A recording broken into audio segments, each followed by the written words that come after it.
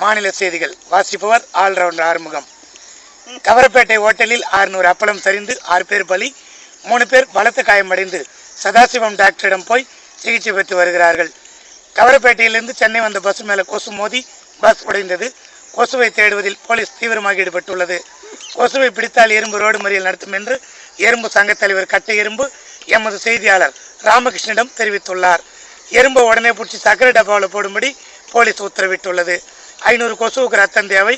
கொடுக்க விருப்பம் இருந்தால் ராத்திரியில் சட்டையை கழித்து சாகடோரமாக போய் படுங்க. ஊசி இல்லாத கொசுவை வந்து ரத்தத்தை எடுத்துக்கும். குழந்தை அழுவதுங்க, கவலைப்படாதமா, கோட்டரா வாங்கி ஊற்று. குழந்தை அழுவாத உடனே தூங்கிடும். ஓல்டு மங்கலம் மொளவு போட்டு ஊற்றுனா குழந்தை பொறையேறி சாவும். மூதே வருஷம் காட்டேரி மாதம் அமாவாசை ராத்திரி 12:30 மணிக்கு டாக்டர் ரத்த காட்டேரிக்கும் நர்ஸ் மோகனிக்கும் சுடுகாடு மண்டபத்தில் ராவுகாலயம் கணத்தில் கல்யாணம்.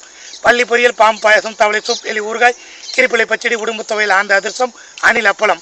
வர வேண்டிய பஸ் ரூட் ஒரு மழை கவுத்து எடுத்து தூக்கு போட்டு தூங்கினீங்கன்னா கல்யாணத்தில் வந்து கலந்துக்கலாம்.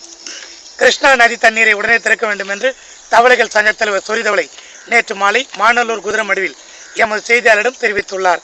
தண்ணீர் திறக்காவிட்டால் நாளை முதல் மாநல்லூர் குதிரமடுவில் இருந்து சென்னை கூவமாறு கோட்டை வரை கடும் போராட்டம் நடத்தப்படும் என்று தவளை சங்கம் எச்சரித்துள்ளது. தவளைகளை பொட்டலங்கட்டி லாரியில் ஏற்றி ஆந்திரா கொண்டு வரும்படி ஆந்திர முதலமைச்சர் தெரிவித்துள்ளார்.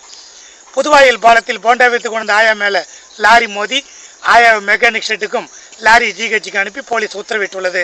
இதற்கிடையில் லாரி மீது வழக்கு தொடரப்படும் என்று அன்புவாணன், வெங்கடாச்சலபதி, மனோகரன், நெடுஞ்செழியன், வேலன், ஜவஹர், ராஜா, சாமுவேல், தசரதன், ஆறுமுகம், தேவராஜன் ஆகிய வக்கீல்கள் தெரிவித்துள்ளனர். உங்கள் வீட்டில் சன் டிவி, ராஜ் டிவி இல்லைன்னா கவலைப்படாதீங்க. யாராவது ஒருத்தர் வீட்டு மேலே ஒயர் இழுத்தாங்கன்னா லேசாக பிளேடு அலசிவுங்க.